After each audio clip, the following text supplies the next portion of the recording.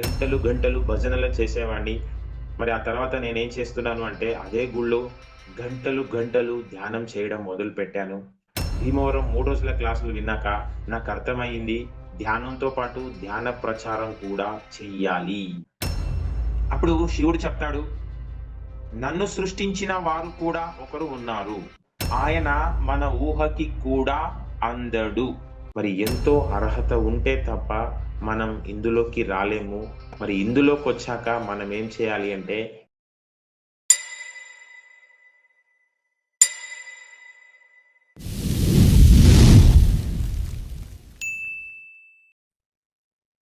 ఆత్మ బంధువులందరికీ నమస్కారం. ముందుగా ఈ కార్యక్రమాన్ని ప్రారంభించుకునే ముందు, ఈ ధ్యానాన్ని, జ్ఞానాన్ని మనకందించినటువంటి గురువుగారు బ్రహ్మర్షి పత్రిజీ, ఆ మహానుభావుడికోసారి నమస్కరిస్తూ, మరి నా పరిచయం విషయానికొస్తే నా పేరు శ్రీకాంత్. నేను హైదరాబాద్‌లో ఉంటాను. గత 17 సంవత్సరాల నుంచి నేను ఈ మార్గంలో ఉన్నాను. మరి నేను ధ్యానంలోకి రావడం నా గురువులు తటవర్తి వీరరాఘవరావు గారు, రాజ్యలక్ష్మి మేడం, భీమవరం, పశ్చిమ గోదావరి జిల్లా. సొసైటీలో పత్రి గారి తర్వాత ఎన్నో వేల క్లాసులు, ఎన్నో లక్షల మందికి ఈ ఆత్మజ్ఞానాన్ని వాళ్ళు బోధించడం జరిగింది. మరి వారి ద్వారా నేనొచ్చాను కాబట్టి వారికి కూడా ఒకసారి నమస్కారం. సరే, ఈరోజు మనం చెప్పుకోబోయే టాపిక్ ఏంటి అంటే, ఈ సృష్టిలో ప్రతీదీ భగవంతుడే. ప్రతీదీ కూడా భగవంతుడి రూపాలే. మరి భగవంతుడు కానిది, భగవంతుడు లేనిది అంటూ ఏదీ లేదు. మనకి ఇది అర్థం అవ్వాలి అంటే ఒక చిన్న పురాణాల్లోకెళ్తే, శివుడు, పార్వతీ దేవికి మధ్య జరిగిన సంభాషణ. గురుగీత కృష్ణుడికి, అర్జునికి మధ్య జరిగింది భగవద్గీత అయితే, పార్వతీదేవి, శివుడికి మధ్య జరిగిన సంభాషణని ఏమంటున్నాము అంటే గురుగీత.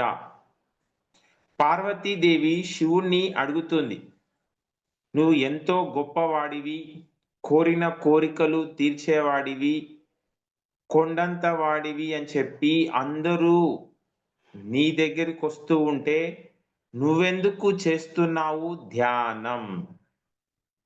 అప్పుడు శివుడు చెప్తాడు, నన్ను సృష్టించిన వారు కూడా ఒకరు ఉన్నారు.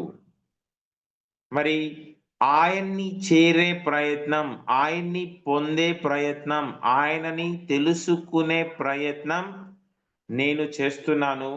ఆయన మన ఊహకి కూడా అందడు అని చెప్పి శివుడేం చేస్తాడు అంటే పార్వతీదేవికి చెప్తాడు. మరి మనం శివుడే ఎంతటి గొప్పవాడు, గొప్పవాడు అనుకుంటున్నామో, అంతటి గొప్పవాడైన శివుడే ధ్యానం చేస్తున్నాడు అంటే, మరి ధ్యానం ఎంత గొప్పది. ఇంకా చెప్పాలి అంటే, మనం ముక్కోటి దేవతలు, ముక్కోటి దేవతలు అంటూ ఉంటాం. మనం ముక్కోటి దేవతలు, ముక్కోటి దేవతలు అని ఎవరిని అంటూ ఉంటాము అంటే, బ్రహ్మ, విష్ణు, మహేశ్వరులు. మరి బ్రహ్మ ఏం చేస్తాడు అంటే సృష్టిస్తాడు. విష్ణుమూర్తి ఏం చేస్తాడు అంటే పోషిస్తాడు. శివుడు ఏం చేస్తాడు అంటే లయం చేస్తాడు. అంటే వీళ్ళకి కూడా ఏంటి అంటే పరిమిత శక్తి ఉంది. ఈ ముగ్గురిని సృష్టించిన వారు కూడా ఒకరు ఉన్నారు. మరి ఆయన్నే ఏమంటున్నాము అంటే భగవంతుడు. ఆయనకి పేరు లేదు. మరి మనం తెలుసుకోవాల్సింది ఏంటి అంటే దేవుళ్ళు వేరే, భగవంతుడు వేరే. మరి దేవుళ్ళని ఎవరినంటాము అంటే దేవుళ్ళకి రూపం ఉంటుంది. మరి భగవంతుడికి రూపం ఉండదు. ఇంకా దేవుళ్ళకి ఏంటి అంటే పర్టిక్యులర్ ప్లేస్‌లుంటాయి. అలాగే భగవంతుడు ఎక్కడుంటాడు అంటే అంతటా ఉంటాడు. ఇంకా దేవుళ్ళకి పేర్లున్నాయి, భగవంతుడికి పేర్లు లేవు. తేడాలు ఇంకా చూస్తే దేవుళ్ళకి పరిమిత శక్తి ఉంది. ఆ భగవంతుడికి ఏంటి అంటే అనంత శక్తి ఉంది. మరి బ్రహ్మ ఏం చేయలేడు అంటే పోషించలేడు, లయం చేయలేడు. విష్ణుమూర్తి ఏం చేయలేడు అంటే సృష్టించలేడు, లయం చేయలేడు. శివుడు ఏం చేయలేడు అంటే సృష్టించలేడు, పోషించలేడు. మరి వీళ్ళకేంటి అంటే పరిమిత శక్తి ఉంది. మరి భగవంతుడికి ఏంటి అంటే అనంత శక్తి ఉంది. ఇంకా దేవుళ్ళకి భార్యలున్నారు, భగవంతుడికి లేరు. ఇంకా దేవుళ్ళకి గుణాలున్నాయి, భగవంతుడికి నిర్గుణుడు. మరి ఈ ముగ్గురిని కూడా సృష్టించిన వాడు ఎవరు అంటే భగవంతుడు. మరి ఆ భగవంతుడి గురించి చెప్పాలి అంటే ఏం చెప్తాము అంటే సూక్ష్మాతి సూక్ష్మము అనంత శక్తి స్వరూపుడు మన ఊహకి కూడా అందడు. మరి ఆ భగవంతుడు సూక్ష్మాతి సూక్ష్మం అనంత శక్తి స్వరూపుడు మన ఊహకి కూడా అందడు అంటున్న ఆ భగవంతుణ్ణి మరి నేనేం చెప్తున్నాను అంటే అన్నీ కూడా భగవంతుడి రూపాలే. ఈ సృష్టిలో భగవంతుడు కానిది, భగవంతుడు లేనిది అంటూ ఏది లేదు అని చెప్పడం జరుగుతుంది. మరి భగవంతుడు సూక్ష్మాతి సూక్ష్మమైతే, అనంత శక్తి స్వరూపుడైతే ఇవన్నీ ఎలా ఏర్పడ్డాయి?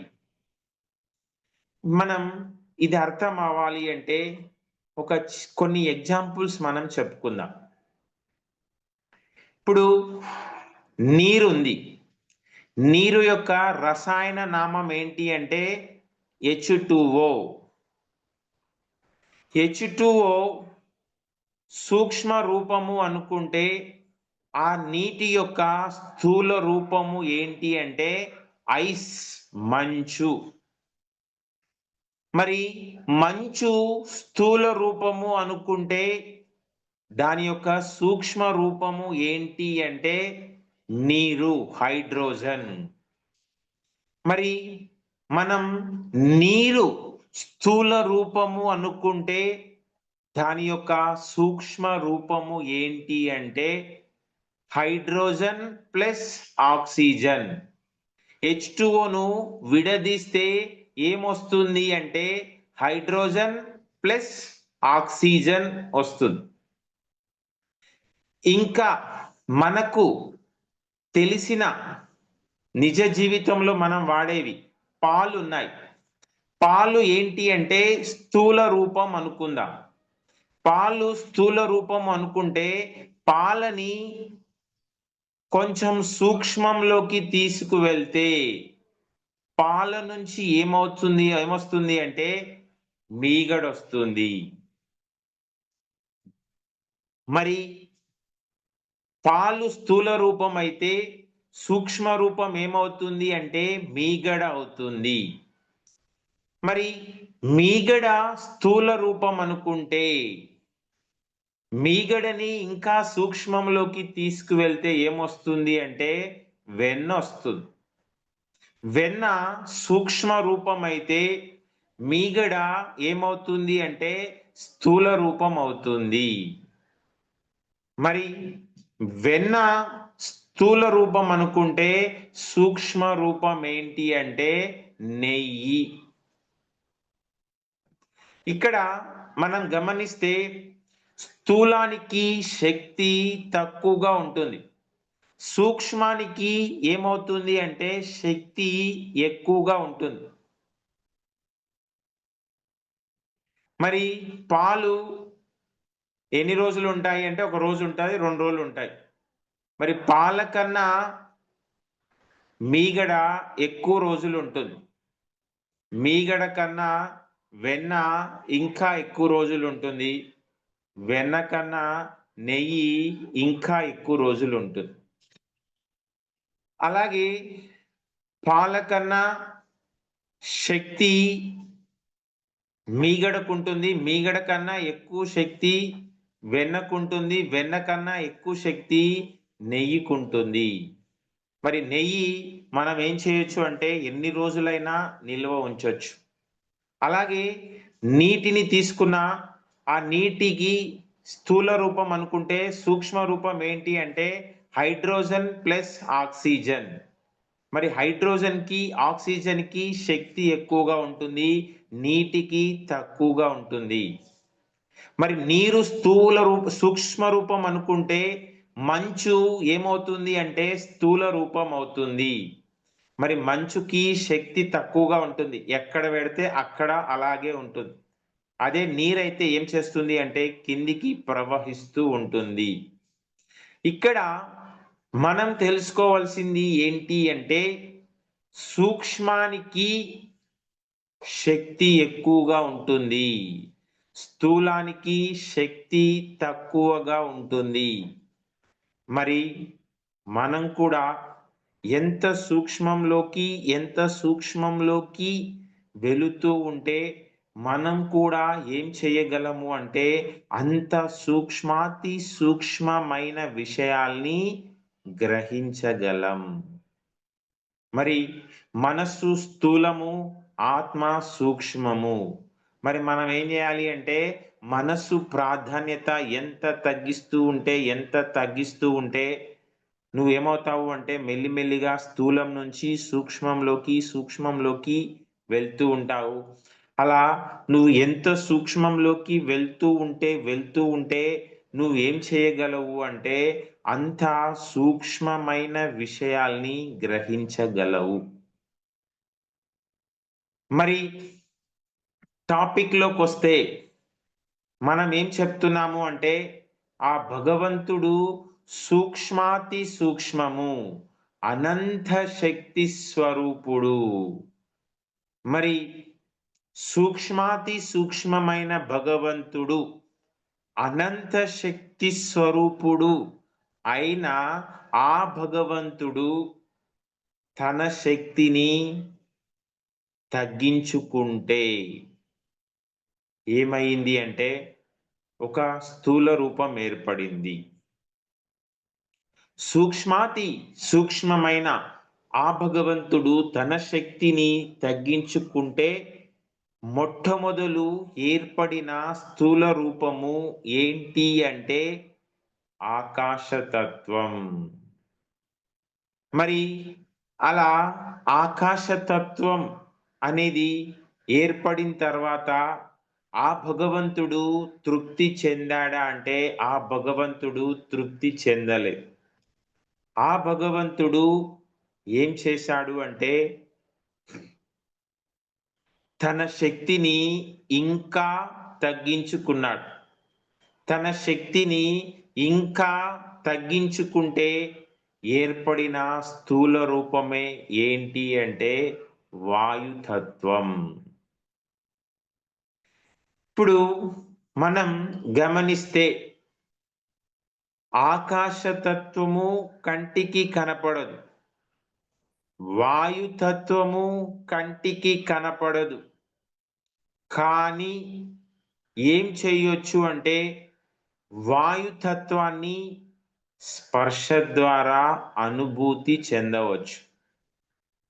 కంటికి కనపడదు కానీ ఏం చేయొచ్చు అంటే స్పర్శ ద్వారా అనుభూతి చెందవచ్చు. అలా ఎంతో సూక్ష్మమైన ఆ భగవంతుడు తన శక్తిని తగ్గించుకుంటే మొట్టమొదలు ఆకాశతత్వం, మరి ఇంకా తన శక్తిని తగ్గించుకుంటే ఏమేర్పడింది అంటే వాయుతత్వం, ఇంకా తన శక్తిని తగ్గించుకుంటే ఏమేర్పడింది అంటే అగ్నితత్వం. మరి వాయుతత్వానికి అగ్నితత్వానికి ఏమిటి తేడా అంటే వాయుతత్వం కంటికి కనపడదు, అగ్నితత్వం కూడా కంటికి కనపడదు. సారీ, అగ్నితత్వం కంటికి కనపడుతుంది. మరి అగ్నితత్వం ఏర్పడిన తర్వాత అంతటితోనే తృప్తి పడ్డాడా అంటే అంతటితోనే తృప్తి పడలేదు. ఏం చేశాడు అంటే తన శక్తిని ఇంకా తగ్గించుకున్నాడు. తన శక్తిని ఇంకా తగ్గించుకుంటే ఏర్పడిన స్థూల రూపమే ఏంటి అంటే నీటి తత్వం. మరి అగ్నితత్వానికి నీటి తత్వానికి ఏమిటి తేడా అంటే అది కంటికి కనపడుతుంది, ఇది కంటికి కనపడుతుంది, కానీ అగ్నిని తాకలేము, నీటిని తాకగలం. అగ్ని ఏమవుతుంది అంటే కిందికి ప్రవహిస్తుంది, పైకి ప్రవహిస్తుంది. నీరు ఏమైతుంది అంటే కిందికి మాత్రమే ప్రవహిస్తుంది. చివరికి ఆ భగవంతుడు ఏం చేశాడు అంటే తన శక్తిని పూర్తిగా తగ్గించుకున్నాడు. తన శక్తిని పూర్తిగా తగ్గించుకుంటే ఏర్పడిన స్థూల రూపమే ఏంటి అంటే భూతత్వం, భూమి తత్వం. మరి ఎంతో సూక్ష్మాతి సూక్ష్మమైన భగవంతుడు అనంత శక్తి స్వరూపుడు తన శక్తిని తగ్గించుకుంటే సూక్ష్మంలో నుంచి స్థూలంలోకి వస్తే మొట్టమొదలు ఏమేర్పడింది అంటే ఆకాశతత్వం, తర్వాత ఏమేర్పడింది అంటే వాయుతత్వం, తర్వాత ఏమేర్పడింది అంటే అగ్నితత్వం, తర్వాత ఏమైంది అంటే నీటి తత్వం, తర్వాత ఏమైంది అంటే భూమి తత్వం. ఇలా ఆ భగవంతుడి నుంచి ఏమైంది అంటే పంచభూతాలు అనేవి ఏర్పడడం జరిగింది. మరి అలా పంచభూతాలు ఏర్పడిన తర్వాత అంతటితోనే తృప్తి పడ్డాడా అంటే అంతటితోనే తృప్తి పడలేదు. ఏం చేశాడు అంటే కొన్ని ఎక్స్పెరిమెంట్లు చేశాడు, కొన్ని ప్రయోగాలు చేశాడు. ఇప్పుడు ఇంటర్మీడియట్ డిగ్రీ స్టూడెంట్స్ ఉంటారు. వాళ్ళు ఏం చేస్తారు అంటే physics lab, chemistry lab, physics ల్యాబ్లో కెమిస్ట్రీ ల్యాబ్లో ఏం చేస్తూ ఉంటారు అంటే కొన్ని ఎక్స్పెరిమెంట్లు చేస్తూ ఉంటాడు. అలాగే ఆ భగవంతుడు కూడా ఏం చేశాడు అంటే కొన్ని ప్రయోగాలు చేయడం జరిగింది. ఏం చేశాడు అంటే నీటిని ఆధారంగా చేసుకొని వృక్ష జాతిని సృష్టించడం జరిగింది. అందుకే వృక్షాల్ని ఏమంటాము అంటే ఏకభూతం. ఏ తత్వము లేనిది ఏంటి అంటే రాయి. రాయి ఏమవుతుంది అంటే చలించదు, చరించదు. వృక్షాలు ఏం చేస్తాయి అంటే చలిస్తాయి కానీ చరించవు. ఉన్న చోటే అటు ఇటు కదులుతాయి కానీ అటు ఇటు జరగవు. మరి ఏ తత్వము లేనిది ఏంటి అంటే భూమి తత్వం. మరి నీటిని ఆధారంగా చేసుకొని ఏం చేశాడు అంటే వృక్ష జాతిని సృష్టించాడు. ఇంకా ఏం చేశాడు అంటే భూమి ప్లస్ నీరు ఈ రెండింటిని కలిపాడు. భూమి ప్లస్ నీరు ఈ రెండింటిని కలిపితే ఏం ఏర్పడింది అంటే క్రిమి కీటకాలు, సర్పాలు ఏర్పడడం జరిగాయి. మరి క్రిమి కీటకాలని, సర్పాలని ఏమంటాము అంటే ద్విభూతాలు, రెండు భూతాల కలయిక. మరి ఇంకా ఏం చేశాడు అంటే నీరు ప్లస్ గాలి ప్లస్ అగ్ని ఈ మూడింటిని కలిపాడు. నీరు ప్లస్ గాలి ప్లస్ అగ్ని ఈ మూడింటిని కలిపితే ఏం ఏర్పడింది అంటే పక్షి జాతి ఏర్పడింది. మరి ఇంకా ఏం చేశాడు అంటే పక్షుల్ని ఏమంటాము అంటే త్రిభూతాలు. ఇంకా ఏం చేశాడు అంటే భూమి ప్లస్ నీరు ప్లస్ గాలి ప్లస్ అగ్ని ఈ నాలుగింటిని కలిపాడు. ఈ నాలుగింటిని కలిపితే ఏం ఏర్పడింది అంటే జంతు జాతి ఏర్పడింది. చిట్ట చివరికి ఆ భగవంతుడు ఏం చేశాడు అంటే పంచభూతాల్ని కలిపాడు. భూమి ప్లస్ నీరు ప్లస్ అగ్ని ప్లస్ వాయువు ప్లస్ ఆకాశతత్వం ఈ పంచభూతాల్ని కలిపితే ఏం ఏర్పడింది అంటే మానవుడు ఏర్పడ్డాడు. అందుకే మానవుణ్ణి ఏమంటాము అంటే పంచభూతాల కలయిక. ఆ భగవంతుడు తన శక్తిని పూర్తిగా ఎవరికి ఇచ్చాడు అంటే మానవుడికి ఇవ్వడం జరిగింది.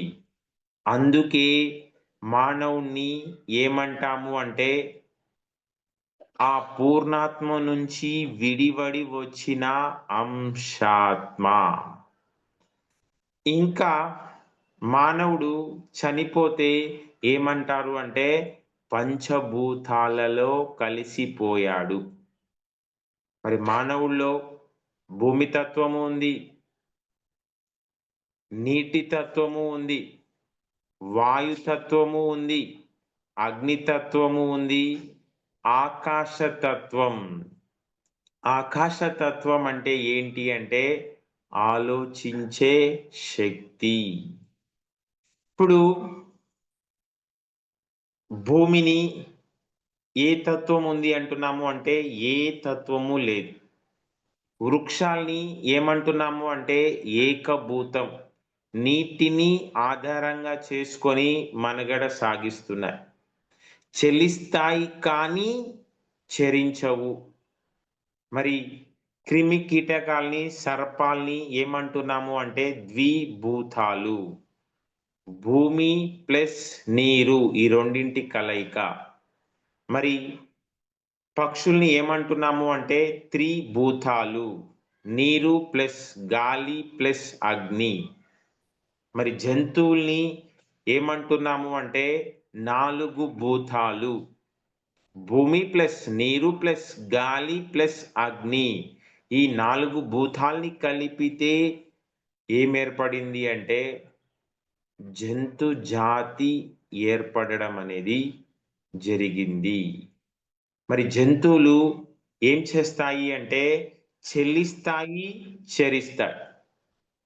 భూమి రాయి చెలించదు, చరించదు.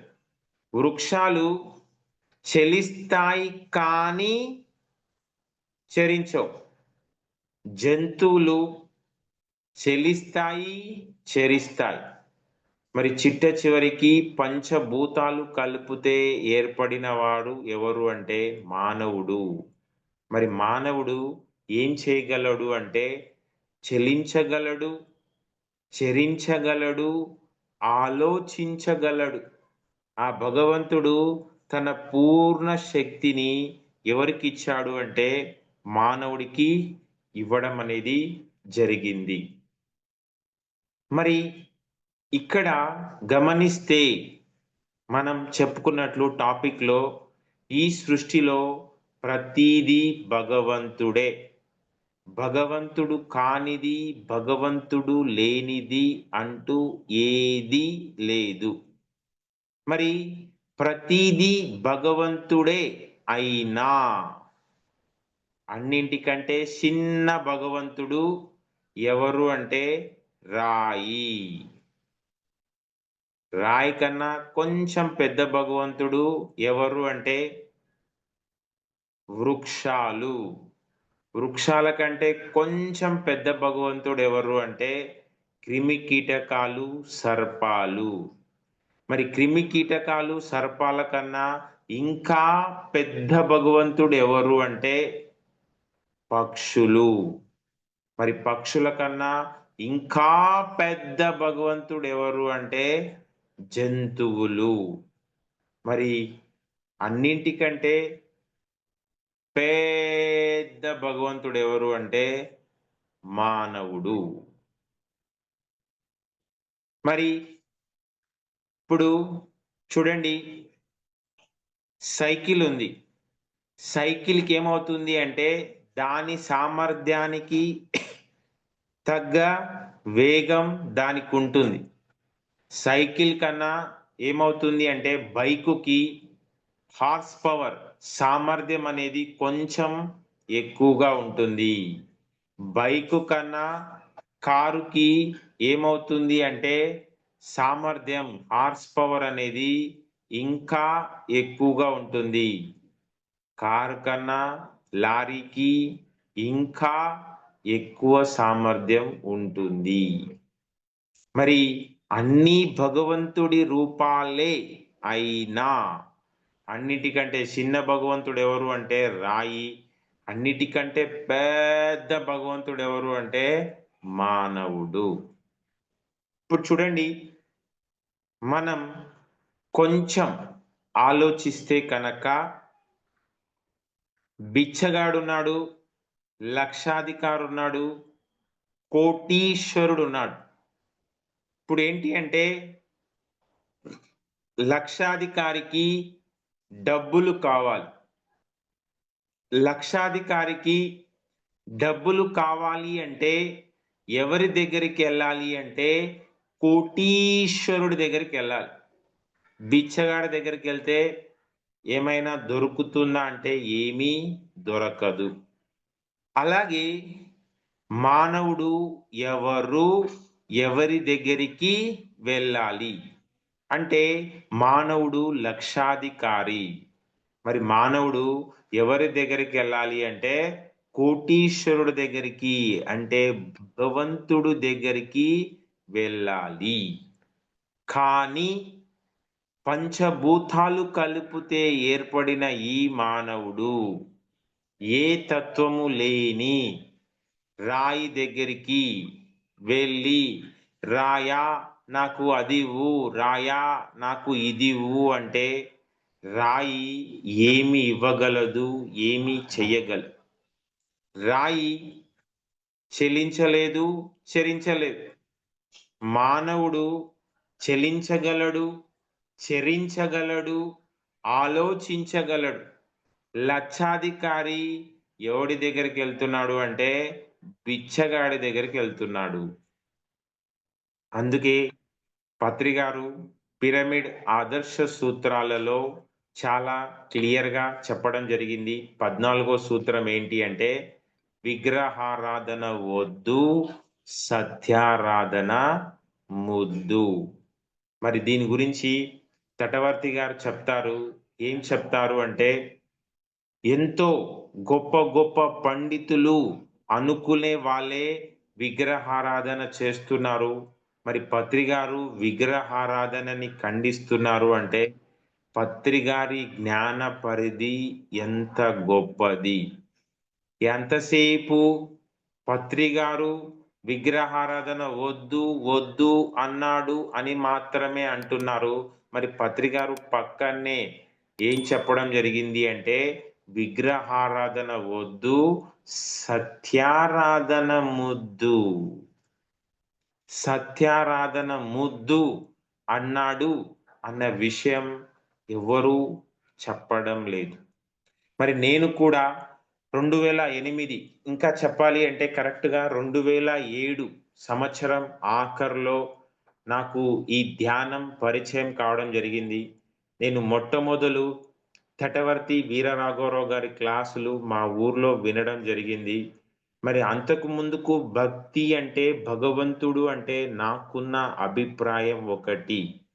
ఎప్పుడైతే నేను తటవర్తి రాఘవరావు గారి క్లాసులు విన్నానో, నాకు అసలైన భక్తి, భగవంతుడు అంటే ఏంటి అనేది నాకు అర్థం కావడం జరిగింది. అంతకు ముందుకు అదే గుడిలో నేనేం చేసేవాడిని అంటే, గంటలు, గంటలు భజనలు చేసేవాడిని. మరి ఆ తర్వాత నేనేం చేస్తున్నాను అంటే, అదే గుడిలో గంటలు, గంటలు ధ్యానం చేయడం మొదలుపెట్టాను. మరొక 4 నెలల తర్వాత భీమవరం వెళ్ళాక, భీమవరం 3 రోజుల క్లాసులు విన్నాక నాకర్థమయింది, ధ్యానంతో పాటు ధ్యాన ప్రచారం కూడా చెయ్యాలి అనేది నాకర్థమయ్యింది. దీని గురించి తటవర్తి గారు గూడా చెప్తారు. ఏం చెప్తారు అంటే, "నేను ఏది పట్టుకున్నా గట్టిగా పట్టుకుంటాను. నేను ఏది పట్టుకున్నా దాని లోతేంటి అనేది చూస్తాను. నేను ఏది చేస్తూ ఉన్నా నాకంటే సీనియర్ ఏం చేస్తున్నాడు అని చూస్తూ ఉంటాను. నేను ఈ పిరమిడ్ ఆదర్శ సూత్రాలు 18 చదువుతున్నప్పుడు ధ్యానం గురించి చెప్పడం అంతా బాగానే ఉంది. కానీ ఈ విగ్రహారాధన గురించి ఇలా చెప్పకుంటే బాగుండు అని నాకు మొదట్లో అనిపించింది. కానీ తర్వాత ధ్యానం చేసి నా బుద్ధి వికసిస్తాక నాకర్థమయింది ఏంటి అంటే, ఆ విగ్రహారాధనని వదిలినప్పుడే మనం ఏం చేస్తాము అంటే, ఇంకా ధ్యానంలో పట్టు సంపాదిస్తాము. మరి పూజ అనేది తొలి మెట్టు అయితే, ధ్యానం అనేది తుది మెట్టు. పూజ, గుళ్ళు అనేవి హరిద్వారాలు అయితే, ధ్యానం అనేది ఏంటి అంటే హరిధామం. మరి చిన్న పిల్లలకి మనం ఏం చేస్తాము అంటే, 1, 1 ఎంత అని బొమ్మల్ని పెట్టి ఆ! అన్నీ నేర్పిస్తూ ఉంటాము. అలా మూర్తి దేని కొరకు అంటే స్ఫూర్తి కొరకు, దేవాలయాల్ని మనం ఏం చేయాలి అంటే ధ్యానాలయాలుగా మార్చాలి. మరి నా భక్తి ఎలా ఉంది అంటే, మనమేదో గుడికెళ్ళి గొప్ప భక్తులం అనుకుంటాము. కానీ నేను మాత్రం ఏం జేసేసాను అంటే, తటవర్తి గారు చెప్తారు, ఏకంగా ఒక గుడే కట్టించడం జరిగింది. అలా కట్టిస్తున్నప్పుడు నాకు కూడా ఎన్నో సందేహాలొచ్చేవి.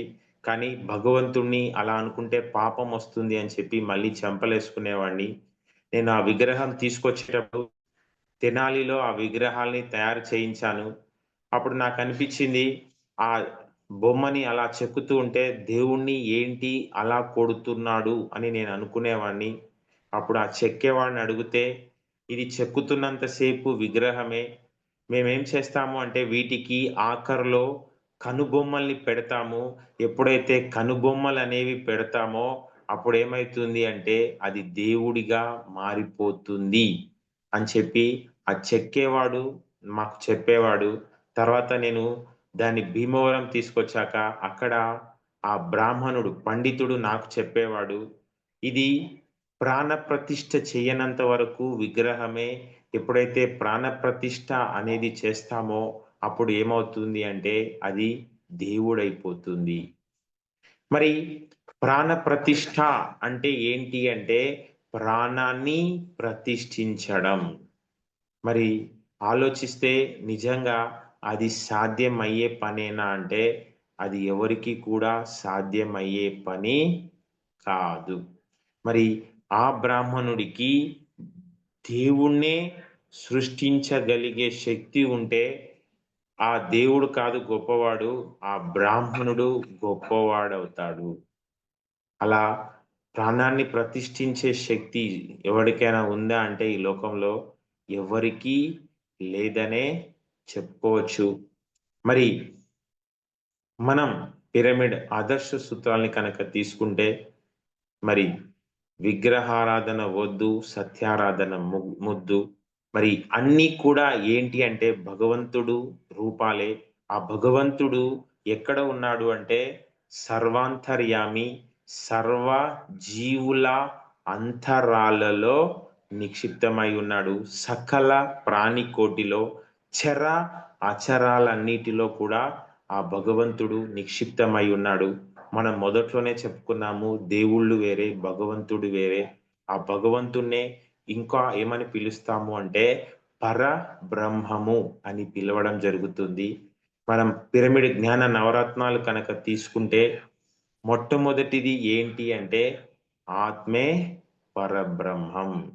మరి ఆత్మే పరబ్రహ్మం అంటే మనం ఆ పరబ్రహ్మంతో ఉండాలి అంటే మనం ఎవరితో ఉండాలి అంటే మన లోపలి ఆత్మతో ఉండాలి. ఆ ఆత్మతో గడిపితే మనం ఎవరితో గడుపుతున్నట్టు అంటే స్వయాన ఆ పరబ్రహ్మతోనే గడుపుతున్నాం. మనం మొదట్లో చెప్పుకున్నట్లు ఎంతో గొప్పవాడైన శివుడే ధ్యానం చేస్తున్నాడు. శివుడే ఏం చేస్తున్నాడు అంటే ఆ పరబ్రహ్మతో గడుపుతున్నాడు. అంత గొప్ప ధ్యానాన్ని మనం చేస్తున్నాము. అంత గొప్ప మార్గంలోకి మనం వచ్చాము. మరి ఈ మార్గం యొక్క గొప్పతనం, మరి మనం చేసే సాధన యొక్క గొప్పతనం ఏంటి అనేది మనం తెలుసుకోవాలి. ఒక సందర్భంలో పత్రి గారు చెప్పారు ఏంటి అంటే, మరి పండితులలో పండితుల కన్నా పిరమిడ్ స్పిరిచువల్ సొసైటీలో పామరుడు గొప్పవాడు. అంటే ఎంతో గొప్ప గొప్ప పండితులే మనం గొప్పవాళ్ళు అనుకుంటున్నాము. వాళ్ళందరికంటే పిరమిడ్ సొసైటీలో ఈరోజు ధ్యానం దగ్గరికి వచ్చిన వాళ్ళు, వీళ్ళు ఎంతో గొప్పవాళ్ళు. మరి పండితులకి అన్నీ తెలిసినా ధ్యానం చేయట్లేదు. మనకి ఏం తెలవకపోయినా ధ్యానం చేస్తున్నాము. నీకు ఎన్ని తెలుసుకున్నా ధ్యానం చేయకపోతే ఏమీ లాభం లేదు. నీకు ఏం తెలవకపోయినా ధ్యానం చేస్తే కొన్ని లక్షల రెట్లు ప్రయోజనం ఉంటుంది. మరి మన కరీంనగర్ ఏరియాకి ఈ నెల 23 కరీంనగర్, 24 మరి మన జూమ్‌లో పాల్గొనే వాళ్ళ ఊరే అది. వస్తున్నారు తటవర్తి రాఘవరావు గారు. మరి పత్రి గారు చెప్పిన ఈ జ్ఞానాన్ని 100% మన సొసైటీలో స్టడీ చేసిన వాళ్ళు ఎవరైనా ఉన్నారంటే అది ఖచ్చితంగా తటవర్తి రాఘవరావు గారు, రాజ్యలక్ష్మి మేడం అని చెప్పి చెప్పుకోవచ్చు. మరి వాళ్ళేంటి అంటే 2 అడుగులు ఇటువైపే. మరి మనం ఒక అడుగు ప్రాపంచికం, ఒక అడుగు ఆధ్యాత్మికం వేస్తే వాళ్ళేంటి అంటే ఈ మార్గంలో పత్రి గారి పరిచయం అయ్యాక ఒక పెద్ద రీసెర్చే చేయడం జరిగింది. ఈ మధ్య ఒక సందర్భంలో నేను తటవర్తి రాజలక్ష్మి మేడంతో మాట్లాడుతూ ఉంటే, ఇంకా కొన్ని సంవత్సరాలకి తరబడి చెప్పగలిగే కాన్సెప్ట్స్ మా దగ్గర రెడీగా ఉన్నాయి. ఇవన్నీ ఎప్పుడో కొన్ని సంవత్సరాల కిందే మేము పుస్తకాలు స్టడీ చేసి అన్నీ కూడా సేకరించి పెట్టుకోవడం అనేది జరిగింది. ఈ జూమ్ రావడం వల్ల ఇవన్నీ కూడా మీ ముందు మేము చెప్పడం అనేది జరుగుతుంది.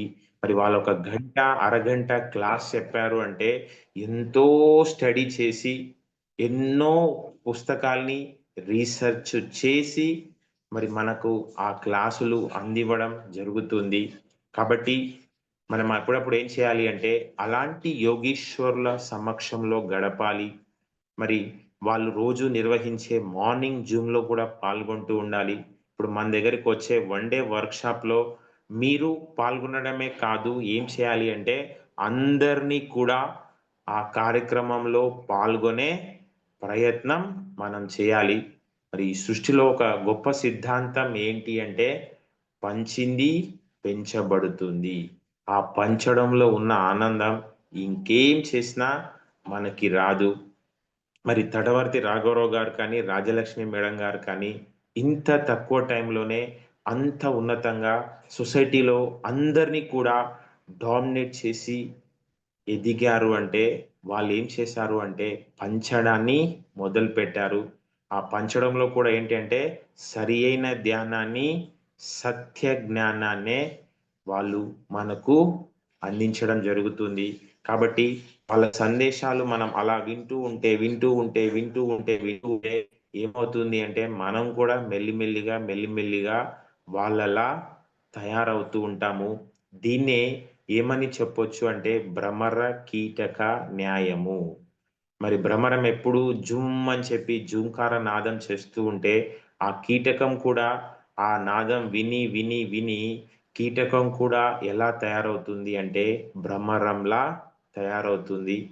అలా మనం కూడా ఏంటి అంటే గురువులు కాదలిచిన వాళ్ళే ఏం చేస్తారు అంటే నిరంతరం గురువు చుట్టూ తిరుగుతూ ఉంటారు. భూమి ఎప్పుడు నిరంతరం తన చుట్టూ తాను తిరుగుతూ ఏం చేస్తుంది అంటే సూర్యుని చుట్టూ తిరుగుతుంది. అలాగే గురువులు కాదలిచిన వాళ్ళే గురువు చుట్టూ తిరుగుతూ ఉంటారు.